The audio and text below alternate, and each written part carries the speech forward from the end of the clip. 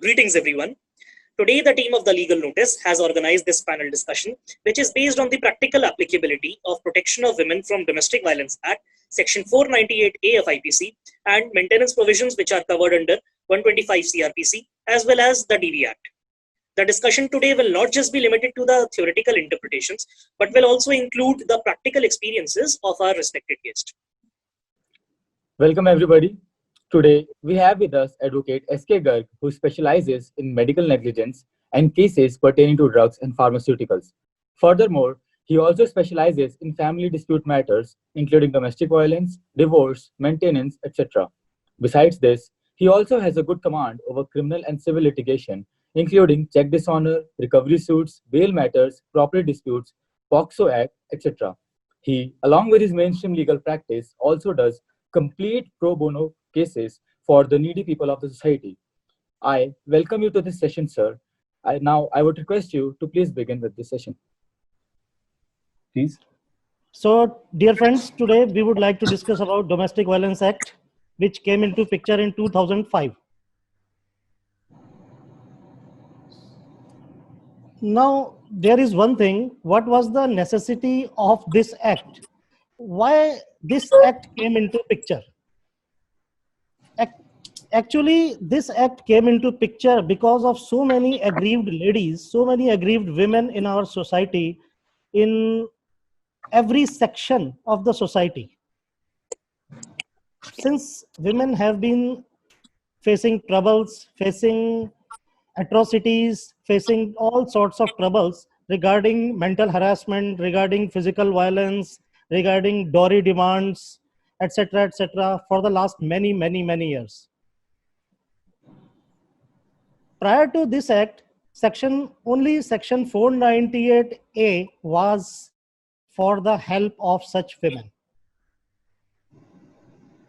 As far as this section is concerned, section 498A, a woman could approach police, a woman could approach to the police station for her grievances, to listen to her grievances.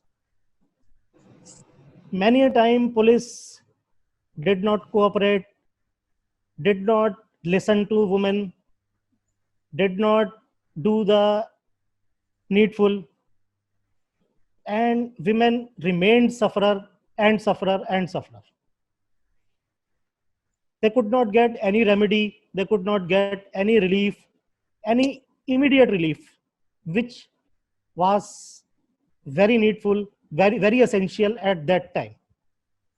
So it was found that some act should be there, which on the basis of which a woman could approach directly to the magistrate if police doesn't cooperate, if police doesn't listen.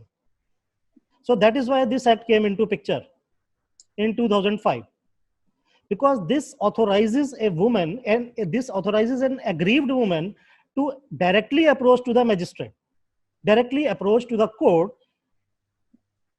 irrespective of the conduct of the police.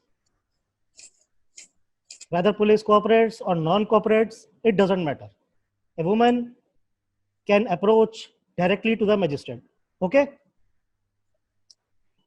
Now, what is domestic violence? Actually, what is domestic violence in its totality?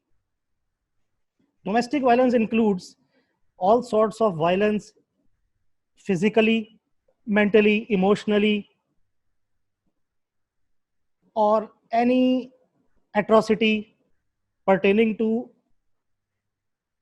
bodily injury, mental injury, or any sort of emotional injury. Plus, it empowers for the shelter also. If a woman is thrown out of her matrimonial house, section 498A doesn't do anything with it. But DV Act has very wide powers in its own. DV Act provides shelter also. And shelter, you see, equivalent to that which a husband is enjoying, not substandard to that. Plus, monetary reliefs are there. If husband is not giving proper monetary help to his wife for her day-to-day needs, day-to-day expenses, a woman can take with the assistance of court. Besides, there are some custodial orders also. If some children are in the custody of husband and husband doesn't treat them well, so a woman is authorized, woman can take the custodial orders through the assistance of court. So first in section 2 and 3, particularly in 3, it is defined, section Domestic Violence Act. Now what happens next? If some aggrieved lady wants to take help of the court, wants to take the assistance of the court, so she can approach the court, competent court. Normally in metro cities, it is called Mahila Court, Metropolitan Magistrate, Specialized Mahila Court, and a lady magistrate is always there in Mahila Court. So a lady files a complaint with section 12. Section 12 defines the application of the to the magistrate, complaint to magistrate. Court first of all appoints one protection officer for the help of such aggrieved lady, and a woman describes all the grievances, all the atrocities which she has suffered to that protection officer. And as you all know, just like FIR is registered on the basis of the statement of the aggrieved person, of the victim. FIR is registered. All the grievances, all the wrongdoings are mentioned in the FIR, are registered in the FIR, and FIR then is handed over to the court along with the charge sheet. But here, that report of protection officer behaves like that FIR. It is equivalent to that FIR in this case, because this case doesn't do anything with FIR or charge sheet or convictions as in criminal cases. As you all know, in criminal cases, first of all, FIR is registered. Subsequent to that, charge sheet is filed in the court and the trial begins. Then it's a matter of conviction or acquittal. But DV Act has nothing to do with all these. There is no FIR, there is no provision of FIR, no charge sheet, no conviction, no imprisonment in that manner. Particularly in that manner. Imprisoned may be in there. In this case, we will come to that later. How can imprisonment come into picture? We will come to that later. But first of all, you should know how this act behaves, how this act is applicable. The DV Act is not a matter of imprisonment through conviction. It's a matter of monetary protection. It's a matter of protection of ladies, protection of aggrieved ladies by appointment of protection officers. It's a matter of restraining orders. It's a matter of providing shelter to the aggrieved ladies. It's a matter of providing monetary relief. It's a matter of providing compensation or custody of children. See, if we want to move on this side, that a lady is desperate to get the accused persons convicted. She is desperate about their conviction or their imprisonment. So then there is a provision of section 498A IPC. In that case, a criminal trial is required for their conviction, and the court, after deciding that all the allegations are true, court जो findings है court की वो इस तरीके से आती हैं कि सारी जो एलिगेशंस हैं वो करेक्ट हैं and the accused persons are actually guilty, and actually they are supposed to have committed that offenses. तो उसके लिए फिर कोर्ट उनको कन्विक्शन कर देती है और फिर इम्प्रिजनमेंट का प्रोविजन है विच में extend to up to 3 years and fine. बाकी सारे रिलीफ तो डीवी एक्ट में है। But first of all you should know how this act behaves, how this act is applicable. This is applicable when court appoints some protection officer. Protection officer registers all the allegations, all the wrongdoings of the in-laws as mentioned by the aggrieved lady in his report, in his or her report. That is called domestic incident report, DIR. That report is filed to the court, concerned court, MM code, Mahila code, and then court proceeds on the basis of that DIR. This provision of protection officer is mentioned in section 5, section 9. Duties are, particularly appointment is mentioned in section 8, and duties are mentioned in section 5 and section 9 of DV Act, how a protection officer should be behave, how protection officer should do the needful. And on the basis of all, section 12, which is related to the complaint to the magistrate, comes into picture and progresses. अच्छा, ये जो protection अफसर है, if he or she deems fit, that protection officer can visit to the matrimonial house of the aggrieved lady for her safety, for her help. If a woman says that she is in danger that she might be killed, and or she might be tortured, or she might be subjected to some physical cruelty, so protection officer has to be there for her help, or protection officer provides the aggrieved lady his or her phone number. The lady in some emergency can contact her or him, jaise bhi hai, as the case may be. So when the protection officer files the report in the court, in the MM court, the case progresses. The case, as you all know, and this section, this act, actually, friends, DV cases are, as you all know, they are the ये चलते हैं criminal courts में, MM की court में, महिला court में, जहां पे सारे मैटर्स क्रिमिनल, और ये सीआरपीसी के प्रोविजंस इसमें एप्लीकेबल होते हैं।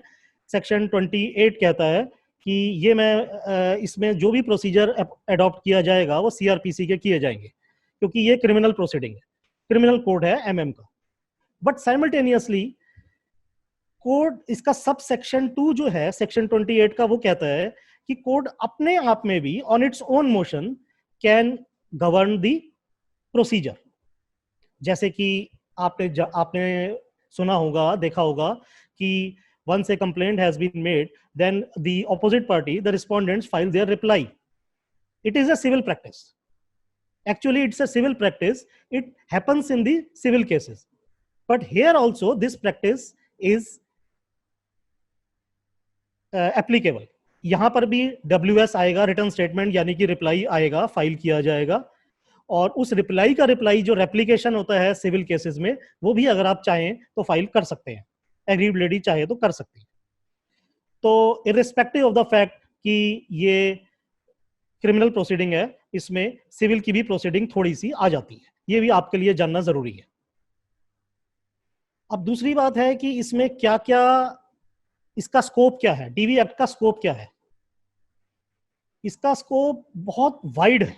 डीवी एक्ट के अंदर मैजिस्ट्रेट को बहुत वाइड पावर्स दी गई हैं। There are enormous powers. There are wide powers granted to the magistrate. Residential orders, monetary orders, इस तरह के orders. तो first we come to protection orders, and जैसे कि मैंने आप लोगों को बताया, सेक्शन जो 5 और 9 है, जिसमें प्रोटेक्शन ऑफिसर की ड्यूटीज मेंशन है, तो वो प्रोटेक्शन के लिए कहा जाता है। अगर लेडी, अग्रीव लेडी को जान का खतरा है या कोई भी किसी तरीके की डेंजर है, तो protection officer has to take care of her. इसके बाद आप मॉनेटरी रिलीफ पर आ जाइए। मॉनेटरी रिलीफ सेक्शन 20 है जो कहता है कि मॉनेटरी रिलीफ भी लेडी के लिए जरूरी है उसकी डे टू डे नीड्स के लिए. अगर if the lady is not provided with all her necessary expenses, necessary reliefs, उसके लिए जो रोजमर्रा के खर्चे के लिए जो उसको मनी की जरूरत है, अगर वो नहीं प्रोवाइड कराई जाती तो husband has to take care of that as per section 20 is concern. Section 20 में मॉनेटरी रिलीफ है. उसके लिए हस्बैंड को और वाइफ को दोनों को अपने अपने इनकम और एक्सपेंडिचर एफिडेविट कोर्ट में जमा कराने होंगे. उसको देखते हुए कोर्ट डायरेक्शन दे देगी हस्बैंड को कि आप इतना, आपकी अर्निंग्स हैं तो इतना मिनिमम आपको अपनी वाइफ को देना होगा. नॉर्मली क्या होता है कि if there is no child तो एज मोनिका इसमें एक जजमेंट है, उसके हिसाब से 1/3 वाइफ का क्लेम बनता है, 1/3 of the earnings of the husband if there is no child. अब ये जो मॉनेटरी रिलीफ है इसके लिए मैं आपको friends apart from DV act दो बातें और बता दूं. इसके लिए एक प्रोविजन और भी है, section 125 CrPC. Section 125 CRP also takes care of the lady, the aggrieved lady for the monetary relief from her husband. Plus elderly parents हैं, आपके बुजुर्ग माता पिता हैं जो आप पर डिपेंडेंट हैं, तो उसमें भी वो भी आपसे 125 सीआरपीसी के थ्रू मेंटेनेंस क्लेम कर सकते हैं. But DV act is only exclusively only for aggrieved ladies. Initially क्या था कि डीवी एक्ट जब पिक्चर में आया तो इसमें रिस्पोंडेंट भी लेडीज ही हो सकती थी, बट इसमें बाद में अमेंडमेंट्स हुई 2016 में. Lady can file DV act against the lady also. If a daughter-in-law is filing the case, DV Act case, against her husband, father-in-law, mother-in-law, or sister-in-law, etc., simultaneously, mother-in-law is also authorized to file such case against daughter-in-law. If mother-in-law thinks that she has also suffered, she has also faced cruelties from her daughter-in-law. इस तरह के cases मेरे पास भी एक दो है जिसमें कि केसेस जो हैं वो दोनों तरफ से क्रॉस केसेस डले हुए हैं. डॉटर इन लॉ ने केस फाइल कर दिया, बट मदर इन लॉ को लगा कि मैं भी तो इसने क्या, मैंने क्रूअल्टी सफर की है, मैंने डोमेस्टिक वायलेंस सफर की है, I am much more aggrieved. तो मदर इन लॉ ने फाइल कर दिया डॉटर इन लॉ के against. Now both are pending in the court. Now court will decide what is correct and what is incorrect. Sir, Yes. excuse me, sir. Yes. Sir, we have a question from Pankhudi. Pankhudi, you may ask your question, please. Good afternoon, sir. Thank you for holding the session. So my question is, can a wife claim monetary relief through DV Act as well as 125, Section 125? I think your voice is separate breaking. cases of course. Your voice is breaking. As far as I have understood, you mean to ask, can a wife ask the maintenance simultaneously from two courts? You mean to ask? Yes, sir. You mean to ask? In both, You mean to ask, can a wife hello, sir. claim the Am I maintenance? audible? Can a wife claim the maintenance simultaneously from Under two Section courts? 125 as well as DV Act. See, there is one thing. Yes, sir. Yes. There that's is my no question. bar. There is no bar in claiming from two courts. First of all, you should know it. There is no bar. There is no bar कि अगर आपने एक जगह claim किया है तो आप दूसरी जगह क्लेम नहीं कर सकते. इसके लिए बार नहीं है. But one thing should be very much clear to you. Suppose आपने अपने इनकम और एक्सपेंडिचर एफिडेविट में अपना एक्सपेंसेस बताया है 20,000 रुपीज. सपोज आपका जो एक्सपेंडिचर है ना मंथली वो 20,000 रुपीज है, और आपने डीवी एक्ट में जो केस फाइल किया उसमें आपने अपना एफिडेविट इस तरीके से दिया कि आपका एक्सपेंडिचर 20,000 है, तो I should be granted 20,000 rupees per month maintenance amount. But the matter is pending and it takes time. As you all know कि एक बार कभी मजिस्ट्रेट छुट्टी पर चले गए, 4 महीने की डेट पड़ गई, अगली डेट पड़ गई, and the matter goes on delaying. तो somebody guides you कि you are having one more remedy that you can approach family court for this relief through section 125 CRPC. वो डायरेक्ट सिर्फ मेंटेनेंस के लिए, उसमें और कुछ नहीं है. तो आपने वहां भी फाइल कर दिया, सेम एफिडेविट आपने वहां भी लगाया, वहां भी अपने एक्सपेंडिचर 20,000 रुपीज बता दिया. तो and you are claiming that you should be granted 20,000 rupees per month. वहां पर आपकी जो सुनवाई है, जो आपकी हियरिंग्स हैं, वो जल्दी जल्दी हो जाती हैं. And court grants you and courts deems fit कि आपको जो है 10,000 रुपीज पर मंथ मिलना चाहिए. ये कोर्ट का डिस्क्रिशन है. And court orders you 10,000 rupees per month. ठीक है. But you think that your maintenance, your expenditure is 20,000 as per your income and expenditure affidavit. और वो जो कोर्ट ने ऑर्डर किया है वो फाइनल ऑर्डर नहीं है, वो एड इंटरिम ऑर्डर है. Still you see, there is one thing, even after passing the order of 10,000 rupees, the matter is still under trial in family court also. वो court ने add interim पास कर दिया, but still the matter is under trial. वो final order नहीं है. तो अभी भी आपके पास 10,000 रिमेनिंग है, वो आप डीवी एक्ट में क्लेम करेंगे. अब डीवी एक्ट में आपको ये इंटीमेट करना होगा कि I have been granted 10,000 from the family court, now I am left with only remaining 10,000. ये आपको इंटीमेट करना होगा. And for that 10,000 you can claim the DV court until unless your expenditure exceeds rupees 20,000. Is it clear or any other doubt? Sir, I have a follow-up. Sir, we have a doubt from Sahil. Sir, I have a follow-up question. You said that both these matters can proceed simultaneously. One in the family court under 125 CRPC and the other in the MM court under the DB Act for monetary relief. So, wouldn't this be in violation of the principle of res judicata? No, actually, res judicata doesn't apply here because these both are criminal proceedings. DB Act भी criminal court में है और 125 CRPC भी as per CRPC provisions है. तो इसके लिए कोई बार नहीं है. ये res judicata को वायलेट नहीं करेंगे. मतलब ये इसका res judicata has nothing to do with all this. There is no bar in filing simultaneously two courts. Yes, any other? No sir, no doubts. Thank you so much sir. ठीक है. So it was all about monetary relief. तो monetary relief में क्या है, section 20 है. उसके बाद section 23 में एक एप्लीकेशन फाइल होती है along with the main complaint. Section 23 for the ex parte ad interim relief. ये जो ex parte ad interim relief है, ये मॉनेटरी रिलीफ की टर्म्स में भी हो सकता है, ये कस्टोडियल की टर्म्स में भी हो सकता है, ये मॉनेटरी की टर्म्स में भी हो सकता है. बट जनरली जो प्रैक्टिस है वो मॉनेटरी के लिए ही होती है, क्योंकि जब तक ट्रायल होगा तब तक तो बहुत टाइम लग जाएगा. And a women is requiring the money immediately. So इसलिए एक एड इंटरिम का प्रोविजन है, ad interim ex parte order का प्रोविजन है सेक्शन 23 में. उसके लिए एप्लीकेशन फाइल होती है. उसमें क्या होता है कि कोर्ट सबसे पहले उस एप्लीकेशन को एंटरटेन करती है एंड उसके हिसाब से ऑर्डर कर देती है जितना कि as much as the court deems fit. आपने 20,000 मांगा, you are claiming 20,000, but court deems कि आपको, कोर्ट को लगता है कि नहीं, you are entitled for 10,000 only और 12,000 only. So court goes like this. Okay. Now there is a protection order. In protection, अब प्रोटेक्शन ऑर्डर में क्या है, इफ ए लेडी, कई बार क्या होता है कि there are so many atrocities, there are so many cruelties, there are so many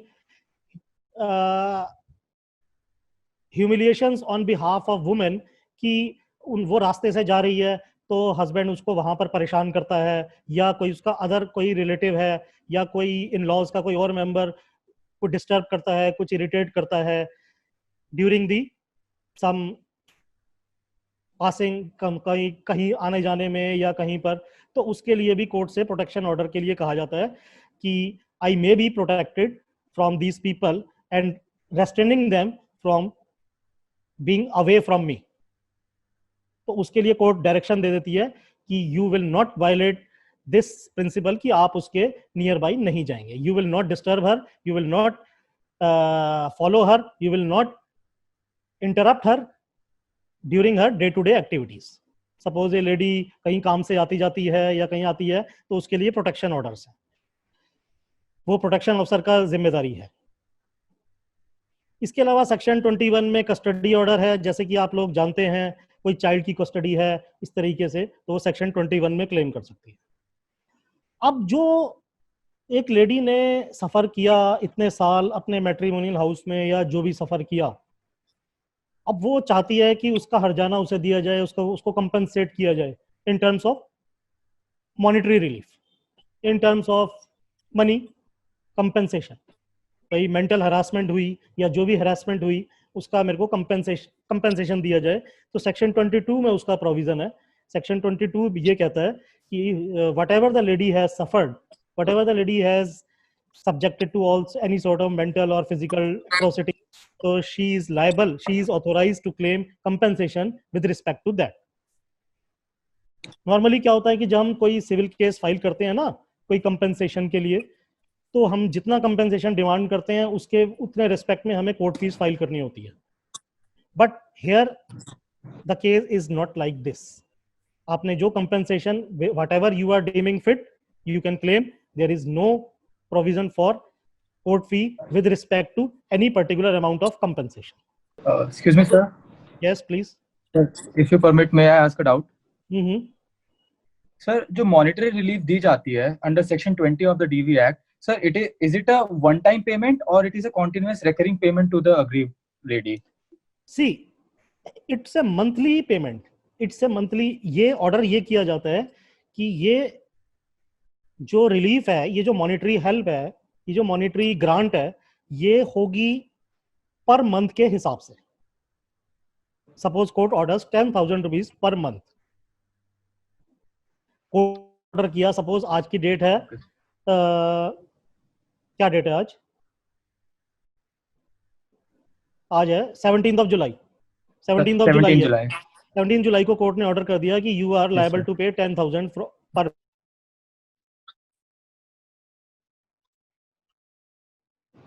the case. ठीक है।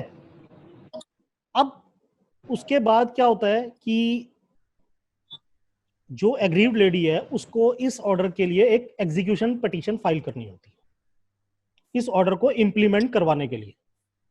यही 125 सीआरपीसी में भी होता है, यही आपको एक एग्जीक्यूशन पिटीशन फाइल करनी होती है इस ऑर्डर को एग्जीक्यूट करने के लिए, इंप्लीमेंट कराने के लिए।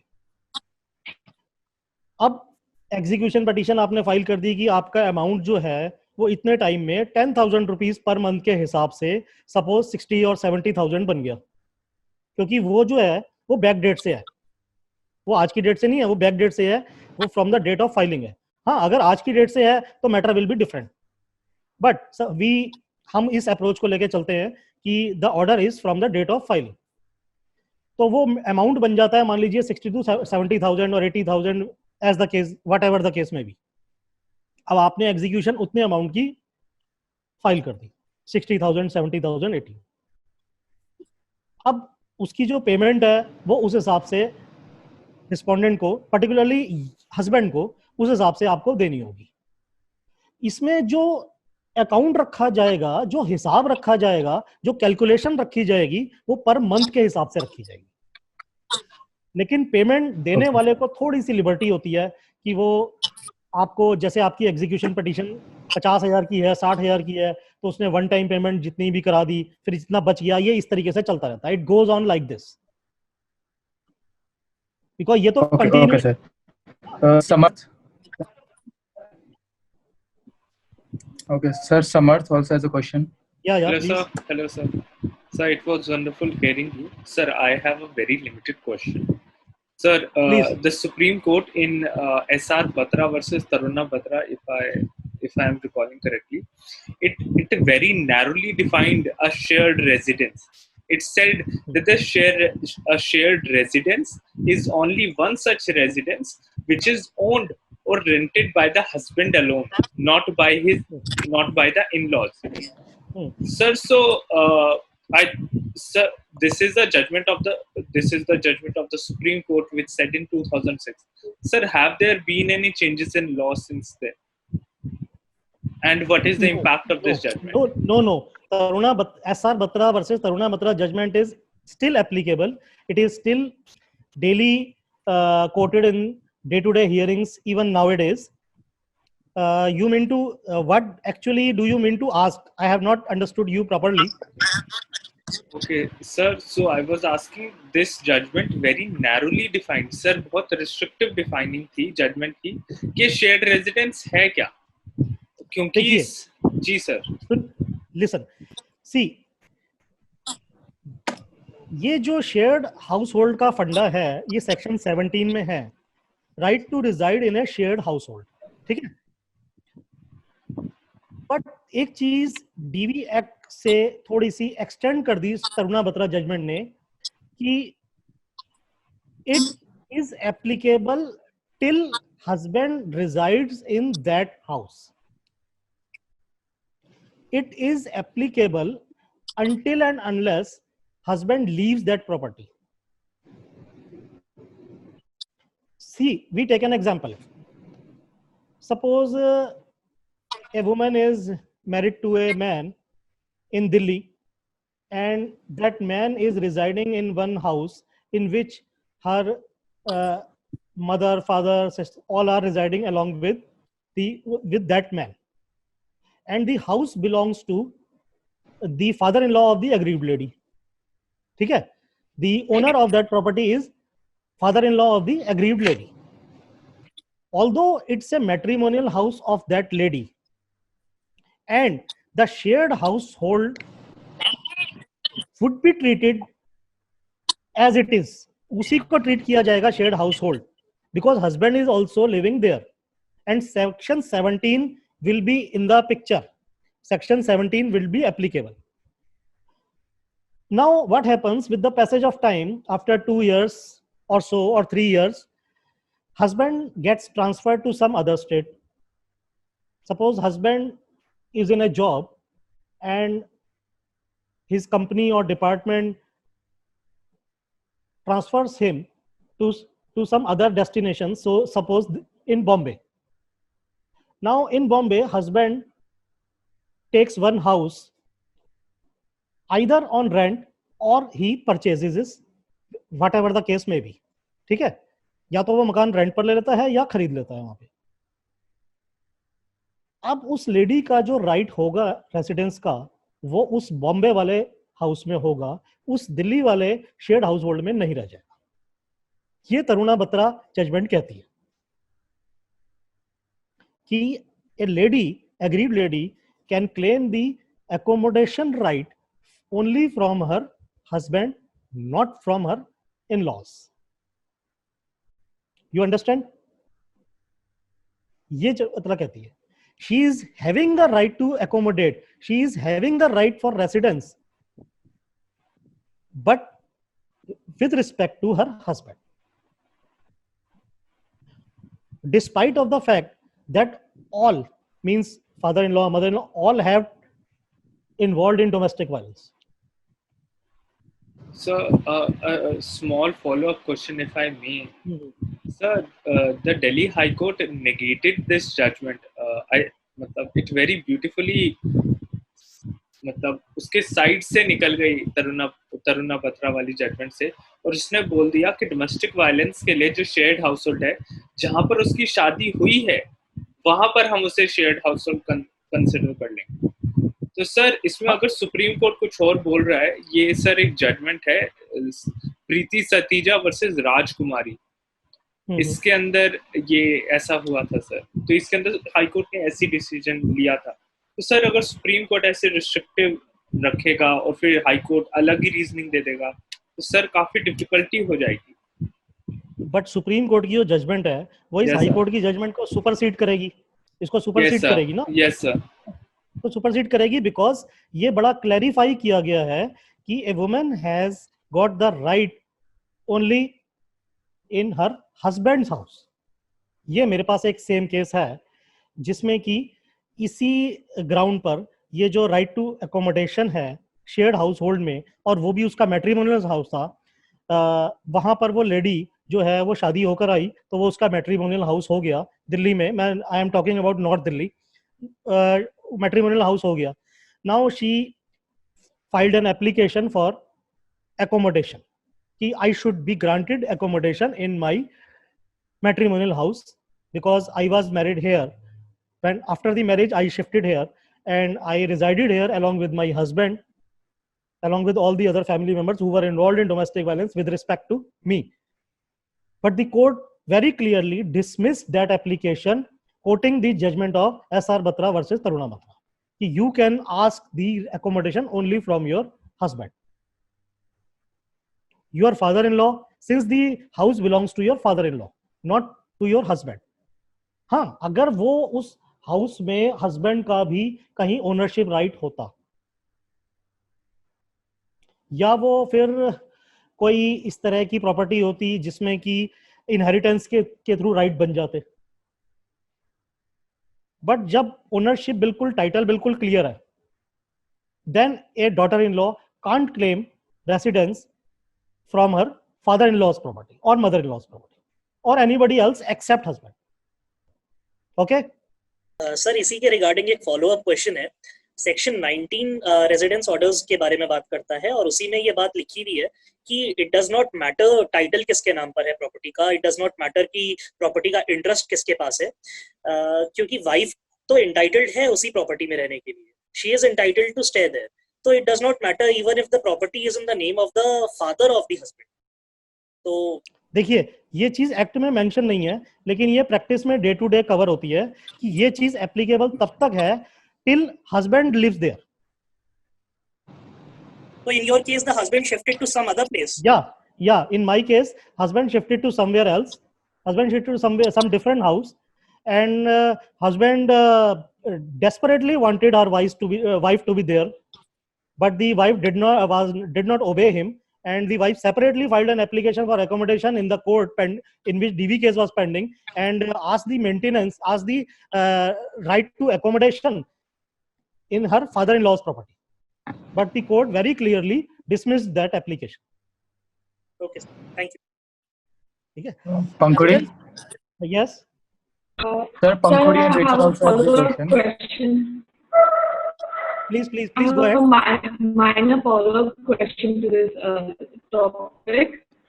Sir, in the domestic violence cases, in case an incident occurs outside the home, will that count under these circumstances as well? Or the wife cannot quote them as incidents? Sorry, your voice is breaking. I am not able to understand. Hello? Am I Can you audible? please write your question in the chat box and then Rishu or I would that same question. I am not able to. I think your voice is breaking. Please write your question in the chat box and I'll read out your question. Sure. Till then, Rachel, you may ask your question, please. Please. Yes, please. Sir, I wanted to ask this question that as we have discussed different remedies that are given under the DV Act, whether it is in the form of protection orders or residence or custody orders, sir, all of them are mainly civil in nature. And so what about when we need to press any criminal charges against these people, specifically when it comes to the case of live-in relationships? Because the 498A section mainly mentions about husband or relatives of husband. That deals with the matrimonial relationship.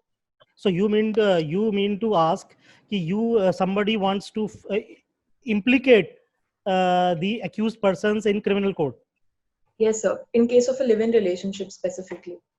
Even in whether they are living in relationship, if the violence has occurred, if the violence has taken place, so Yes. that the violator, the person who has committed the violence, is subjected to criminal offense, is subjected to criminal trial. Okay, sir. It's a basic rule. If somebody has committed the violence, so Yes, it can't be of civil nature. It can't be of civil nature. It is subjected to criminal trial. Okay, sir. Sir, if I may raise Pankhuri's question here. Sir, Pankhuri has asked, can a wife quote incidents of domestic violence which has occurred outside the confines of their four walls of their house?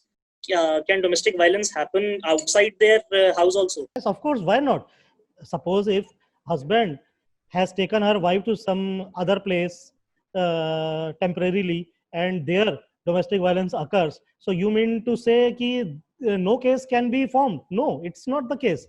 If the husband, see, it depends on the relationship. There is a relationship matters. The whole onus, the whole focus is on the obligatory relationships. यहाँ पर क्या है कि husband है तो he is bound to behave properly with her wife, with his wife. मतलब ये नहीं है कि वो घर के अंदर ही उसको बिहेव करना है, बाहर जाके वो कुछ भी करे, ऐसा नहीं हो सकता। Even if he commits violence outside his house, he is subjected to face the consequences. Sir, another follow-up question from Pankhodi is, what is the duration under which a DV case can be filed, and can divorce be filed after that? देखिए, this is also a difference between 498A and DV case. DV 498A में क्या होता है कि जैसे dowry की demand है तो डॉरी केस जनरली 7 years उसका लिमिटेशन होता है। जैसे डॉरी डेथ का भी केस होता है सेक्शन 304B IPC, इसमें देयर इज ए मैंडेट कि there must not be a period more than 7 years। ठीक है, तो जनरली 498A वाले भी आपको 7 years के फंडे में रखते हैं, बट डीवी में there is no limitation, there is no limitation in DV cases. मैंने अपने करियर में कई बार बहुत बहुत साल के बाद भी डीवी केस फाइल किए हैं, शादी के बहुत बहुत साल बाद भी, after so many years of marriage, lady has been, because the ladies are sufferers in our society, even in the matured ages also. So this act helps them in that aspect also. Can a divorcee file a case after attaining divorce from the accused? देखिए, as such क्या होता है कि अगर divorce mutual grounds पर हुआ है, divorce भी कई तरह से होता है, जैसे कि आप लोग जानते हैं section 13 of HMA deals with the divorce, and section 13B of HMA ये कहता है डिवोर्स थ्रू म्यूचुअल कंसेंट्स। अब वो म्यूचुअल कंसेंट से डिवोर्स हो गया और उसमें एक क्लॉज मेंशन हो गई कि we will not file any case whether civil और criminal against each other in future, और उसके बाद डिवोर्स कोर्ट डिवोर्स की डिक्री ग्रांट कर देती है, तो देन यू कांट। ठीक है sir, okay, thank you. So there is residence orders.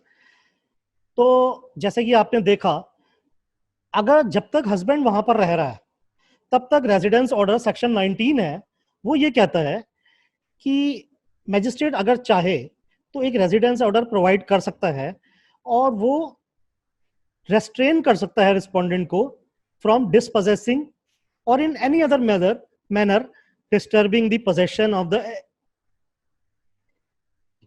aggrieved person or from their shared household, whether or not the respondent has a legal or equitable interest in the shared household. ये आपके question के थोड़ा सा similar ही बात हो गई कि अगर हस्बैंड वहां पे रह रहा है, सभी उस एकोमोडेशन को एंजॉय कर रहे हैं, अब आपको लेडी को डर है कि ये भाई ऐसा हो सकता है कि मकान बेच के भाग जाएं। सपोज उन्होंने क्या किया, एग्रीव्ड लेडी को घर से निकाल दिया और उसके बाद भी वो वहीं रह रहे हैं, and A lady has an apprehension कि वो कल को मकान बेच के भाग गए, या उन्होंने अपने पोर्शन, उसके पोर्शन वाला पोर्शन रेंट पर दे दिया, या उस एक पर्टिकुलरली उसके वाले पोर्शन को उन्होंने सेल ऑफ कर दिया, या कोई मॉर्टगेज कर दिया, या कुछ और कर दिया, तो कोर्ट उसके अगेंस्ट भी एक रेस्ट्रेनिंग ऑर्डर पास कर सकती है। But I repeat, till husband lives there, उसके बाद अगर हस्बैंड भी वहीं रह रहा है तो। एक बात इसमें जुरिस्डिक्शन की बहुत जरूरी है समझनी कि किसी एग्रीव्ड लेडी के पास क्या रेमेडी है। अगर डीवी एक्ट में जाना चाहे तो जुरिस्डिक्शन की बात आती है कि वो किस एरिया में जाएगी। तो इसके लिए कुछ प्रिविलेजेस दिए गए हैं एग्रीव्ड लेडीज को। ए lady can approach the competent court in the area of her matrimonial house as well as which may fall in the ambit of her parental home. So she can approach the competent court of the area belonging to her parental home or her matrimonial home, और अगर किसी particular circumstances में ऐसा कुछ हुआ है कि DV जो कमिट हुआ है, डोमेस्टिक वायलेंस जो कमिट हुआ है, वो किसी और तीसरे जगह पर हुआ है, तो वहां के लिए भी उस लेडी को लिबर्टी दी गई है डोमेस्टिक केस फाइल करने की, डोमेस्टिक वायलेंस केस फाइल करने की। तो a lady is authorized to file the DV case in all the in all the local areas जहां जहां उसको सूटेबल हो, चाहे पेरेंटल होम के एरिया में हो, चाहे मैट्रिमोनियल के एरिया में हो, और किसी तीसरी जगह में अगर वो समझती है कि डोमेस्टिक हुआ था तो वहां भी कर सकते। अगर एक बार डीवी प्रोसीडिंग शुरू हो जाती है और कोई पॉसिबिलिटी काउंसलिंग की या मीडिएशन की बनती है, तो कई बार कोर्ट वो भी अपॉइंट कर देती है कि अगर मीडिएशन के थ्रू या काउंसलिंग के थ्रू आपका डिस्प्यूट खत्म हो सकता है, there is some possibility of conciliation और सम पैचअप, तो कोर्ट उसके लिए भी आपका एक जो वे आउट है उसको प्रोवाइड करवा देती है। देयर आर सम प्रोविजंस कि भाई इस तरीके के बनाए गए हैं कोर्ट के अंदर, कोर्ट के कॉम्प्लेक्स में ही इस तरीके सम काउंसलर्स, इस तरीके से काउंसलर्स बिठाए गए हैं, कुछ मीडिएटर्स जो कि बेसिकली लॉयर्स ही होते हैं, मीडिएटर्स, उनके पास कई बार कोर्ट भेज देती है कि अगर आप ठीक समझते हैं, अगर आपको लगता है कि आपका मैटर सॉर्ट आउट हो जाएगा या दोनों की इस तरीके से, तो वो भी एक जरिया है डिस्प्यूट को खत्म करने का। But it is not compulsory, it is not कि भाई कोर्ट आप पर थोपेगी नहीं उस चीज को। अब सेक्शन 28 में प्रोसीजर है, जैसा कि मैंने आपको बताया कि ये सीआरपीसी से गवर्न होता है, बाकी थोड़ा सा सीपीसी भी इसमें चलता है कि डब्ल्यूएस वगैरह, रिप्लाई वगैरह। सेक्शन 29 अपील से डील करता है कि suppose any party out of the two finds कि भाई एक कोई ऑर्डर पास हुआ है, उसमें ये हमारे साथ जस्टिस नहीं हुआ है, सो उसके लिए अपील का प्रोविजन है। With in 1 month of passing of that order, the aggrieved party can approach the session court. ये एमएम है, एमएम से ऊपर सेशन होता है, session court under section 29 for the desired appeal. वो जो भी उनका अपील है, ये भी मेरे केस में हुआ था, जैसे मैंने आप लोगों को बताया कि एप्लीकेशन, हाँ, उस लेडी ने जो एप्लीकेशन उसकी डिसमिस हुई थी रेजिडेंस ऑर्डर की, उसी लेडी ने सेक्शन 29 में सेशन कोर्ट में अपील करी थी कि भाई I should be granted accommodation in my father in law's property. But same Taruna Batra की जजमेंट को देखते हुए सेशन कोर्ट ने वो अपील भी डिस्कस कर दी। ओके, अब किसी भी ऑर्डर के नॉन कॉम्प्लायंस में जो है उसका ब्रीच हो जाता है या नॉन कॉम्प्लायंस होता है, तो कोर्ट जो है यहां पर इम्प्रिजनमेंट कर सकती है अप टू 1 year, और फाइन कर सकती है विच में एक्सटेंड टू 20,000 और बोथ। ये है, तो ये जो डीवी में इम्प्रिजनमेंट का प्रोविजन है वो सिर्फ सेक्शन 31 में है, वो भी if there is non compliance of any order by the party who does not obey the court's order. Excuse me, sir. Yes. Sir, Pankhudi has a question that if a person is arrested under DV Act, can he move anticipatory bail application for himself? I told you earlier, there is no provision of arrest. There is no provision of FIR. So there is no provision of bail. All right. Okay, sir. Okay, sir. It's a, you see, you first try to understand it's a complaint case. It's not a state case. It's a case unlike other criminal cases. Unlike other criminal cases में क्या होता है, first of all कोई FIR register हो गई, FIR register हो गई, और अगर कॉग्निजेबल ऑफेंस है तो जो एक्यूज्ड है वो बेल के लिए जाता है। बट यहाँ पे there is no FIR, no chargesheet, no arrest, no bail. हाँ, सेंटेंस होगा, इम्प्रिजनमेंट होगा ओनली इफ नॉन कॉम्प्लायंस किसी ऑर्डर का होगा, ब्रीच होगा, तो सेक्शन 31 के अकॉर्डिंग तब इम्प्रिजनमेंट होगा, वो भी मैक्सिमम अप टू 1 year, और फाइन ऑफ 20,000 rupees और both. Yes, okay sir. Samarth and Sahil also have question. Samarth. हाँ। Hello sir. Yes sir. Sir, so there was a very recent 2016 judgment of the Supreme Court which altered the meaning that now mother-in-laws can also file a case against daughter-in-laws under DV Act cases. Yeah, that I told you. Yes, sir. Sir, so in this case, in this scenario, what would be the shared residence section applicable? What would be the impact of the shared residence? Because in previous Taruna case, we got to know that only if the property is of the husband, then only she can apply for the same. For a separate. If a mother-in-law is filing a DV case against daughter-in-law, yes, what has shared household got to do with it? देखिए shared Sir, household का yes, sir. Concern नहीं है ना, उसमें concern कैसे हुआ? Because there the matter is of violence. Yes, sir. तो if a mother-in-law claims that she has faced violence uh, from her daughter-in-law, so what has got shared household got to do with it? Sir, Shared she house, could.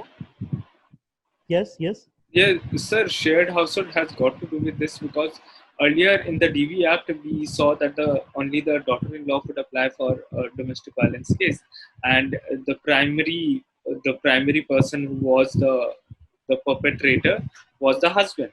But in this case, the scenario has completely changed. The mother-in-law is now the victim, and the daughter-in-law is the perpetrator.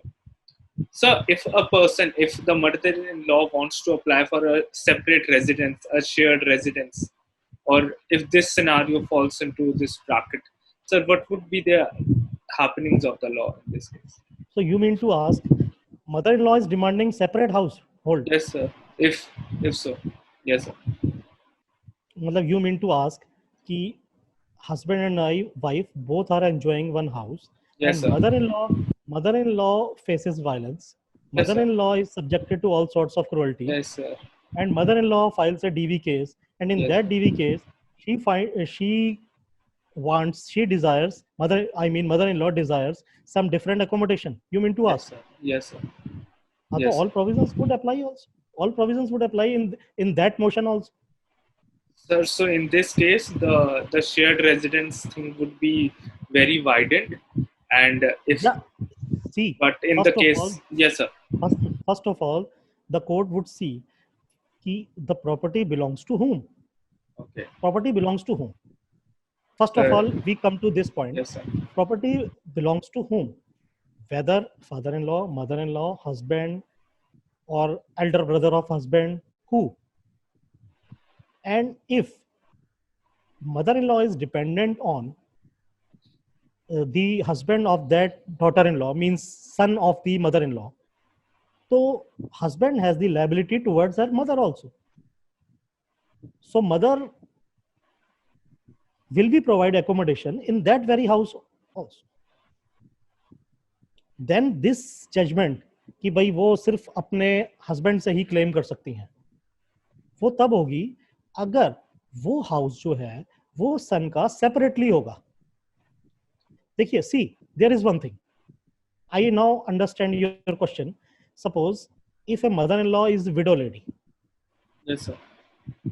And her deceased husband did not have any property in his name. Now, with the passage of time, her son takes one house, whether rented or his own, and starts living there. Starts living there along with his wife, his daughter-in-law. Now, that elderly lady, that old lady, that mother-in-law of the daughter-in-law, is a dependent mother on behalf of the son. So her son has to take care of his mother. As far as DV Act is concerned, section ये जो accommodation का residence का order है वो mother in law के favour में भी जाएगा. तो उस सन को अपनी मदर को भी लुक आफ्टर करना होगा और उसे प्रॉपर एकोमोडेशन देना होगा. तो तरुणा बत्रा की जजमेंट वहां पर एप्लीकेबल नहीं हो पाएगी. आप यही कहना चाह रहे हैं ना? क्या तरुणा बत्रा की जजमेंट वहां पर एप्लीकेबल होगी? Yes, sir. तो आई होप मैं आपका क्वेश्चन समझ गया. तो आई होप आप आंसर समझ गए या मैं should I repeat it? Sir एक बार रिपीट कर दें मेरा वो. देखिए, मैंने आपसे ये कहा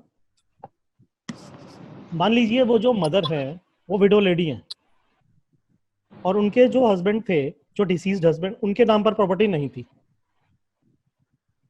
and with the passage of time उनका जो बेटा है, जो सन है, उसने अपनी एक प्रॉपर्टी ले ली, वेदर रेंटेड और purchased, and starts living there along with his wife, that is daughter in law of that mother in law. ठीक है. अब mother in law faces some atrocities, some domestic violence from her daughter in law in that house, in that shared house. अब उनके husband तो रहे नहीं, उस lady के, उस मदर इन लॉ के हस्बैंड तो है नहीं, और वो ऊपर से ओल्ड लेडी हैं तो डिपेंडेंट हैं अपने सन पर.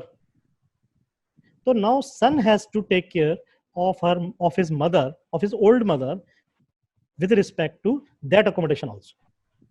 तो वहां पे तरुणा बत्रा की जजमेंट इस तरह से डायरेक्टली एप्लीकेबल नहीं होगी कि वो सिर्फ अपने हस्बैंड से ही क्लेम कर सकती हैं. अब अगर उनके हस्बैंड के पास प्रॉपर्टी है, फिर तरुणा बत्रा की जजमेंट आ जाएगी. ठीक है, या उनके हस्बैंड अलाइव हैं, या उनके हस्बैंड अलाइव हैं और उनके नाम पर प्रॉपर्टी है, फिर वो जजमेंट एप्लीकेबल हो जाएगी. सर मगर हस्बैंड के अगेंस्ट डोमेस्टिक वायलेंस का केस फाइल नहीं हुआ, डॉटर इन लॉ के अगेंस्ट हुआ है, तो शेयर्ड हाउसहोल्ड हस्बैंड से. But as far as accommodation is concern, as far residence is concern, तो वो जब उनके फादर के नाम पर प्रॉपर्टी है तो वो विद रिस्पेक्ट टू एकोमोडेशन उसके लिए क्लेम नहीं कर सकती ना. मेंटेनेंस के सॉर्ट ऑफ क्लेम कर सकते हैं अगर डिपेंडेंट है तो वो भी अपने सन से ही बोल के दें, even if her husband is alive, even if the father is alive, तो भी सन की ही लायबिलिटी होनी चाहिए कि वो मदर के लिए शेयर्ड हाउसहोल्ड या एक सेपरेट हाउसहोल्ड अरेंज करके दे, because domestic violence is concern और is concern with the daughter in law and husband has the relation with his wife, so liability तो सन की बननी चाहिए. सन की बननी चाहिए. लेकिन अगर हम रेसिडेंस की बात कर रहे हैं, और रेसिडेंस जो है वो दोनों, रेसिडेंस का प्रोविजन डीवी एक्ट में है, और मदर इन लॉ को भी लिबर्टी है डीवी केस फाइल करने की. देखिए मदर इन लॉ को भी लिबर्टी दी गई है ना डीवी एक्ट फाइल करने की, डीवी केस फाइल करने की. तो अगर मदर इन लॉ को भी डीवी केस फाइल करने की लिबर्टी दी गई है तो सारे जो प्रोविजंस हैं वो एप्लीकेबल होंगे. और अगर सारे प्रोविजंस एप्लीकेबल होंगे तो एकोमोडेशन का भी जो राइट है वो आ जाएगा पिक्चर में. और जब एकोमोडेशन का राइट आ जाएगा तो कोर्ट विल सी कि वेदर इनके पास और कोई शेल्टर है या नहीं है. अगर नहीं है तो सन की लायबिलिटी है, अगर है तो सिचुएशन वुड बी डिफरेंट. फिर बात आ जाएगी मेंटेनेंस की. तो अगर उनको पेंशन आती है, अगर उनको सफिशिएंट पेंशन आती है उनके हस्बैंड से, या जो भी उनका है हिसाब किताब वो ठीक है, तब तो ठीक है. अगर नहीं है, इफ शी इज डिपेंडेंट, तो फिर सन की लायबिलिटी मेंटेनेंस की टर्म्स में आ जाएगी. फिर वहां पे वो प्रोविजन भी एप्लीकेबल हो जाएगा. तो it is a very wide issue. So many things, there are so many things to be seen. Yes. Sir, suppose a woman, a lady wants to get divorced from her husband, and she also wants her husband to be charged under Domestic Violence Act. So, what will she do? What category will she do? Will she go into? नहीं, first of all, I should know कि whether the lady wants divorce on which ground, on cruelty or she wants to divorce on mutual consent. So, on cruelty. हाँ, तो then the violence he goes through. Then both cases run parallel. Parallel. If the lady is granted with the divorce, with an order of the divorce, so can she also so she becomes a divorced woman. So after that, can she claim a shared household with her husband after divorce? देखिए, after divorce she is subject to all sorts of benefits from her husband. देखिए यहाँ पर जो cruelty के context में divorce हुआ है, उसके बाद उस लेडी को जो उसके नेसेसरी रिलीफ हैं उसके लिए लिबर्टी फिर भी रहेगी एग्जिस्टेंस में कि वो क्लेम कर सकती है. वो अलग चीज है. अगर डिवोर्स जो है वो म्यूचुअल कंसेंट से हो रहा है और उसमें क्लॉज आ रहा है कि then we will not file any case whether civil और criminal against each other after this divorce and I have nothing left to be claimed, तब एक अलग बात है. और अगर ये नहीं आ रहा और उसने क्रूअल्टी के अगेंस्ट पे डिवोर्स लिया है और वो डोमेस्टिक वायलेंस सफर कर चुकी है, और डोमेस्टिक वायलेंस में कोई लिमिटेशन नहीं है. Okay, sir. Thank you so much, sir. Sir, I have another question. May I ask? हाँ. Acha. Sir, in reliance with section 31 of the DV Act, you said that if the husband, if he goes in non-compliance with the order of the court, he can be imprisoned. So what if the husband or any of the respondent is indigent or unable to pay or cannot afford the maintenance? So what would happen in such a scenario? देखिए, उसी के लिए तो that is why court first of all demands income and expenditure affidavit.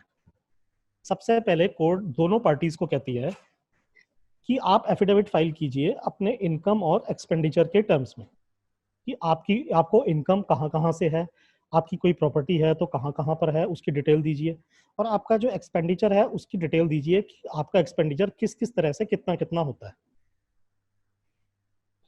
जब दोनों parties ने अपनी दे दी, husband ने अपना इनकम और एक्सपेंडिचर एफिडेविट, उसको देखते हुए ही कोर्ट ऑर्डर करती है। कोर्ट बिना उसको देखे आर्बिट्रेरीली ऑर्डर नहीं कर देती।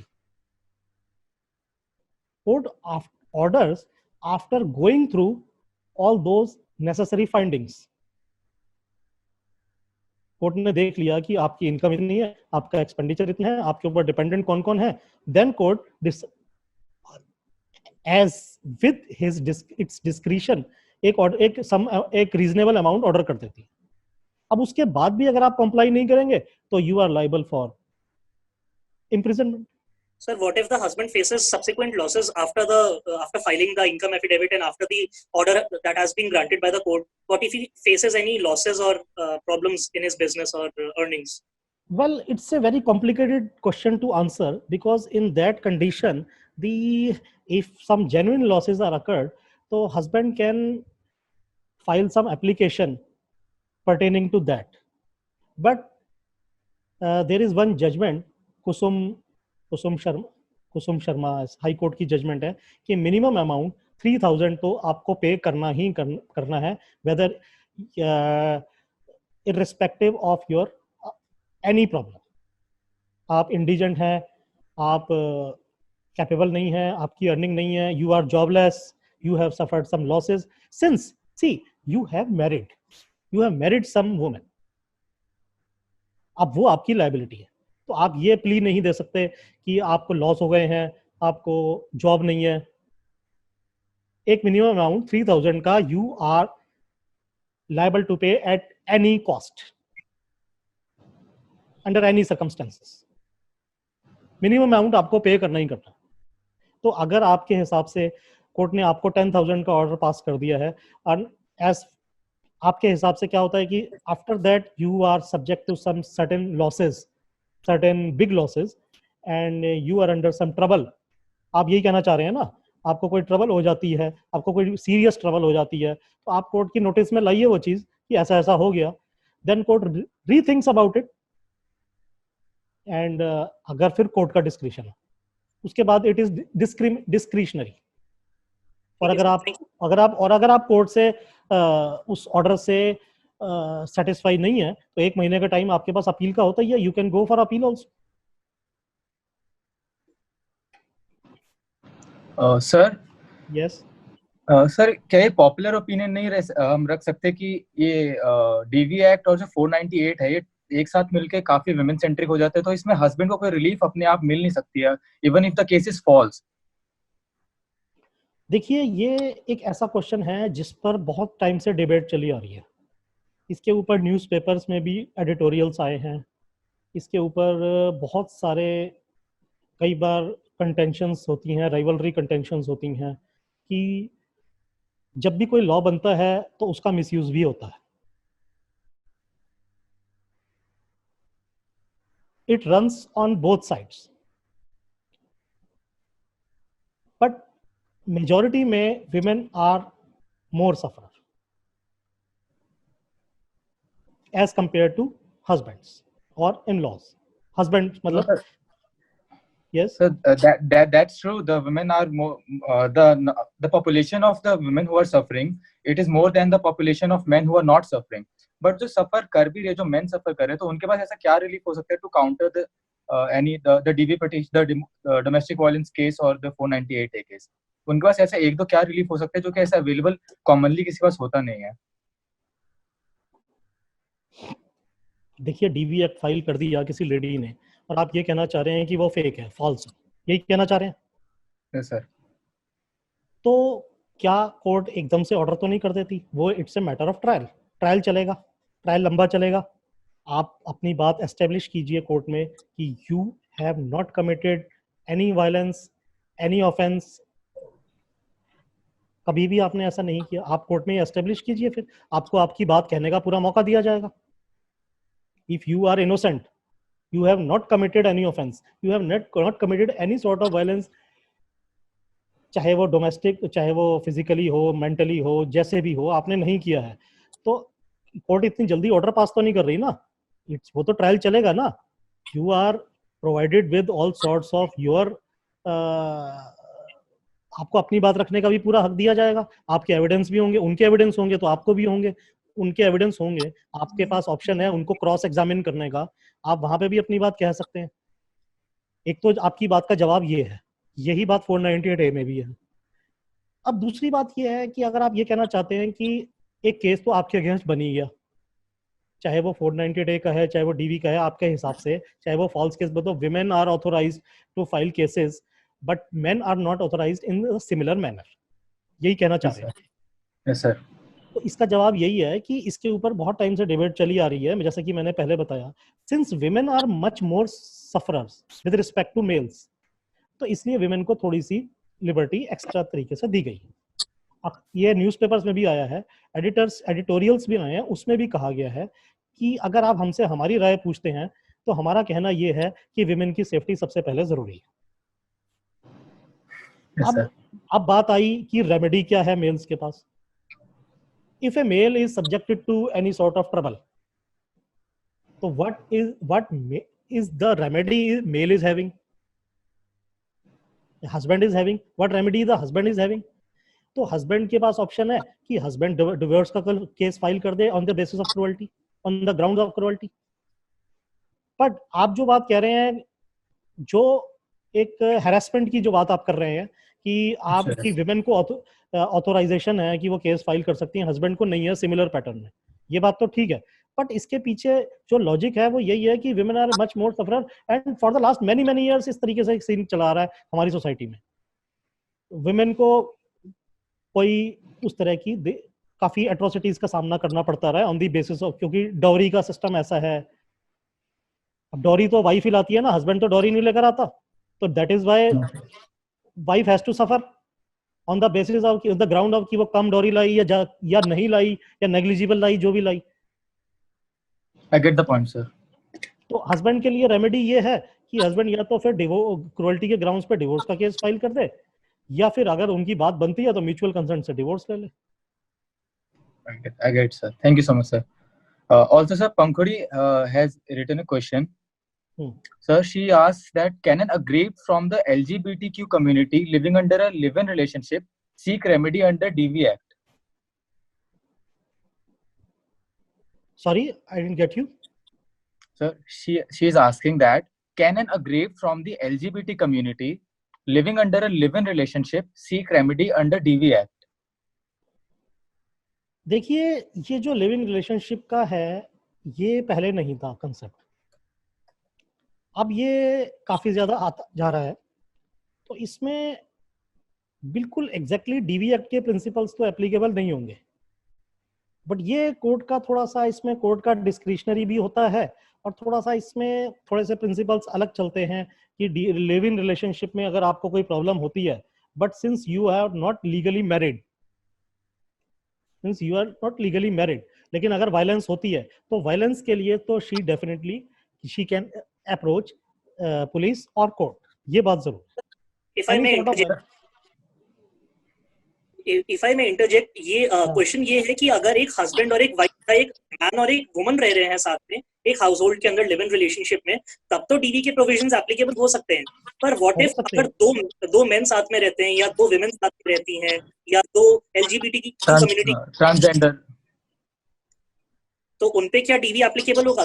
वो एक तरह से क्या है कि अभी उसके लिए कोई मैरिटल ऑब्लिगेशन तो है नहीं, उस कैटेगरी में कोई मैरिटल ऑब्लिगेशन तो नहीं है, तो उस केस में डायरेक्टली एप्लीकेबल नहीं होगा।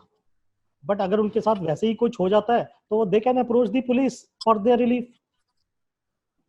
पुलिस के पास तो जा सकते हैं ना, अगर कोई किसी तरीके का कोई ऑफेंस हो जाता है, कोई एट्रोसिटी कोई हो जाती है, they can approach the police और फाइल सम सिविल केस फाइल कर सकते हैं।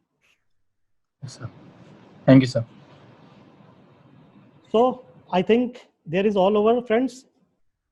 Domestic violence has covered a lot of scope. I hope you must all have enjoyed. Yes sir, it was quite educational and informational. With this we have reached the end of our session. Today we have got a general idea about how theoretical interpretations differ from practical experiences. Thanks a lot sir for entertaining all our questions, all our doubts with so much patience and bearing with us all this time. Thank you so much, sir. It was indeed a pleasure to connect with you. On behalf of the team of Legal Notice and all of our audience, thank you for sharing your insights with us. I hope to connect with you for such more comprehensive sessions in future. Oh, sure. Sir, the Legal Notice team thanks you so much, sir. Thank you for sharing your insights. Oh, It was a you are lovely welcome. session, sir. You are welcome. All are welcome. Okay, bye. Thank you so much, sir. Take care, Thank sir. you, sir. Thank you, sir.